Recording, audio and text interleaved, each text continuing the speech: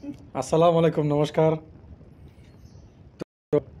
ঘরটার কাজ বহুদিন ছিল না জামাই, পরে 1 বছর বন্ধ, 3-4 বছর বন্ধ।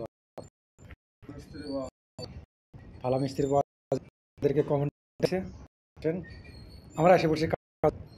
তো ভালো ইট দিয়ে সোলিং না, ইট দিয়ে সোলিং করা যাবে না, ফুলওয়ার কেটে কুটে ছেঁড়া বেড়া করে দেবে। তো এই বাড়িটা প্রচুর পরিমাণ ইন্দুর আছে, যার জন্য আমরা এই যে বলটা দিয়ে করেছি। তো বাবার এই আরিফ বাবার এই ঘরে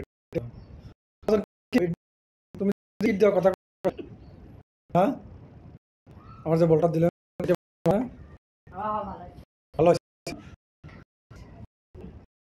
তো এই যে করছি, দোল করবো, পানি দিয়ে, তো পিলিংটা ঢালাই করছি যাতে ইন্দুর জানি প্রবেশ না করতে পারে। পিলিংটা ঢালাই আছে বা কলটা ঢালাই।